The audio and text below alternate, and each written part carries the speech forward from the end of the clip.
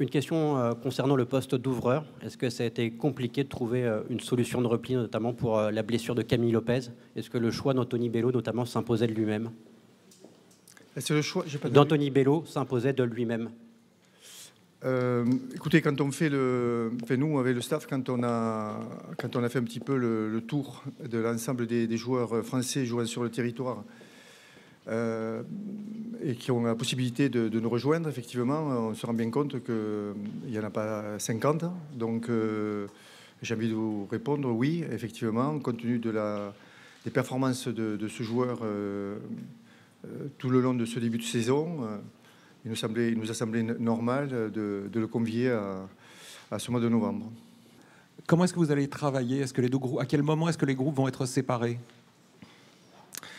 Tout simplement. Bon, d'abord, j'ai envie de vous dire que le côté extrêmement positif de ces matchs rapprochés, c'est aussi pour nous la possibilité enfin de pouvoir voir un petit peu le réservoir du rugby français, que ce soit au travers des jeunes et l'équipe des Babas le vendredi soir, que ce soit au travers des deux matchs importants contre la Nouvelle-Zélande.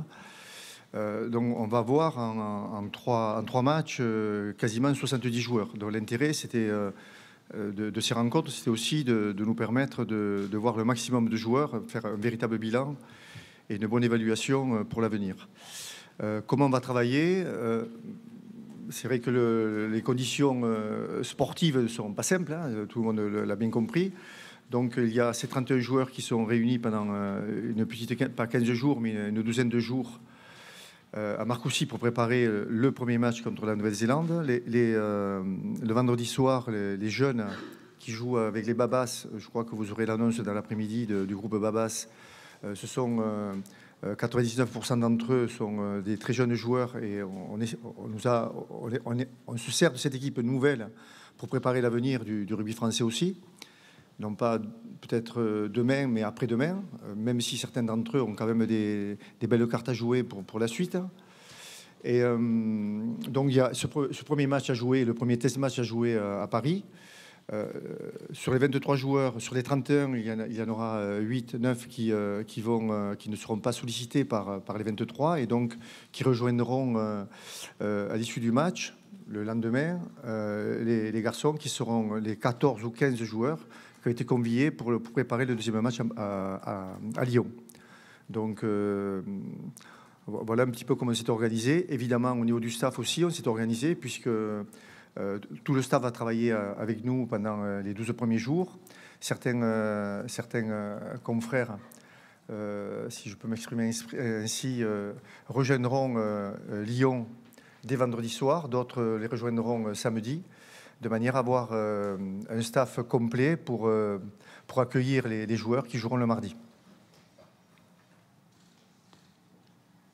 Et moi-même, pardon, je rejoindrai cette équipe le mardi, puisque à l'issue du premier match, il y aura le débriefing à faire du premier avec mes entraîneurs, le débriefing du premier, commencer à préparer le match du samedi suivant contre les Springboks. Et donc, tout notre staff, dans la journée du mardi, rejoindra l'équipe de France qui jouera à Lyon. Guy, concernant deux absents majeurs, Johan Maestri qui est dans le deuxième groupe et Winnie Atonio, est-ce que c'est la tournée en Afrique du Sud qui a été déterminante à vos yeux ou c'est les tests physiques, les 10 semaines de préparation qui n'ont pas été suffisantes Déjà, je vous parlais de deux joueurs, et un est dans le deuxième groupe en question et l'autre n'y est pas du tout. Donc ce sont quand même deux cas différents. Enfin, chaque cas est différent. Ceci étant, moi j'ai envie de vous dire que les joueurs d'abord, je crois que j'ai été clair en disant qu'on va pouvoir évaluer tout le monde.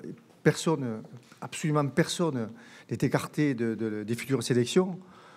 Mais on est quand même obligé de faire des choix et on sait tous qu'on a tous des choix différents. Chacun d'entre nous peut faire un choix différent. Voilà, le choix, ça a été le nôtre. On tient compte évidemment des performances, non pas simplement celles de cet été, parce que les performances à l'été sont toujours un petit peu compliquées, c'est pas nouveau, hein, ça fait des années que ça dure, mais tout le monde ne se rend pas compte, mais c'est quand même toujours très compliqué. Donc on tient compte de ces performances, on tient compte des performances avant cet été, du rugby qu'on veut essayer de mettre en place, de la performance individuelle de chacun. On tient compte du travail qu'ils pouvaient faire, évidemment, puisqu'on a eu 4 semaines et demie, non pas 10 semaines, parce que j'ai vu que certains se sont trompés, c'est pas 10 semaines, c'est 4 et demi, 4 semaines de vraie récupération. 4 semaines et demie de travail avec une évaluation au milieu de cette fameuse 5e semaine. C'est pour ça que ça fait que 4 semaines et demie. Et la 6e semaine, c'était la semaine où les joueurs étaient de nouveau libérés pour leur club. Donc on tient compte de ces résultats, on tient compte du rugby qu'on veut mettre en place, on tient compte des performances des jeunes joueurs ou moins jeunes qui jouent dans le championnat depuis le début de saison et qui font des performances dans la continuité. Donc ce sont tous ces facteurs qui font que voilà, on se retrouve devant une sélection qui quelquefois évidemment a un visage nouveau. Je pense que c'est très clair. Ça fait 2 ans, en ce qui me concerne, que je suis avec ce staff à la tête de l'équipe de France. On est quand même obligé de faire d'une certaine manière un bilan. Ce bilan, nous on fait un bilan sportif, on regarde un petit peu si on évolue ou pas, qu'est-ce qu'on peut améliorer, encore une fois en tenant compte des blessures momentanées. Bon voilà, on a considéré que c'est maintenant, on ne pourra pas demain, donc c'est maintenant qu'il faut faire des choix. On veut voir les gars en forme actuels, et ça débouche sur 31 joueurs qui nous rejoignent et 14 ou 15 qui nous rejoindront. Voilà. Et à l'issue de ces performances, évidemment, il y aura les Springboks, mais il y aura aussi le Japon derrière. Donc, chacun pourra jouer sa carte. Et pour en revenir à Winnie Atonio,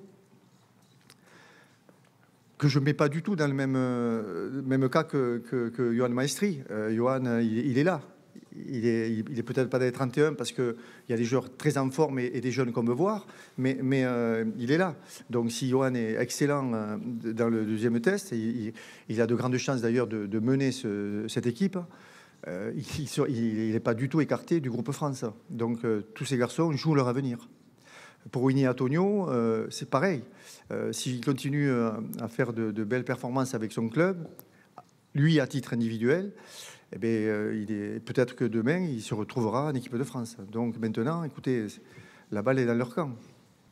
Guy, les joueurs qui joueront à Lyon ne pourront pas éventuellement participer au test contre les Springboks. C'est une hypothèse que vous excluez? Ben écoutez, ça aussi, on s'est posé la question. Non, a priori, ils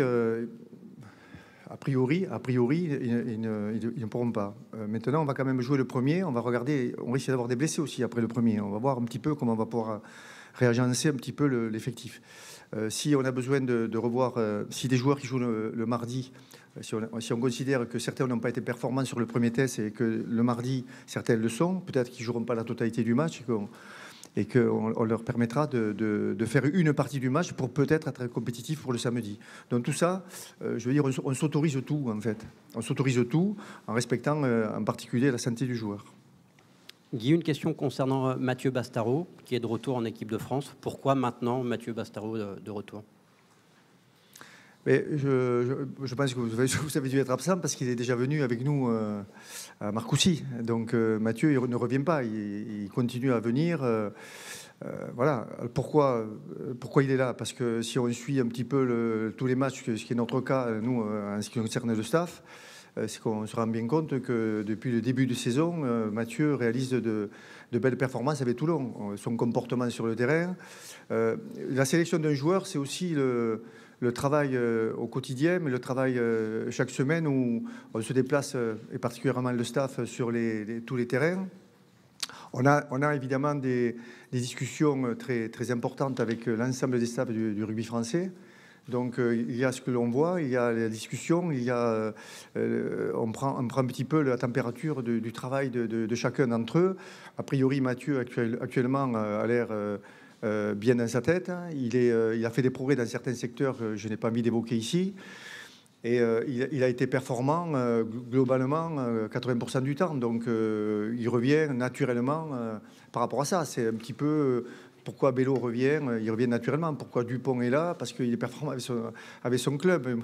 Je veux dire, il n'y a pas de raison que l'on puisse évoquer des sous-entendus, etc.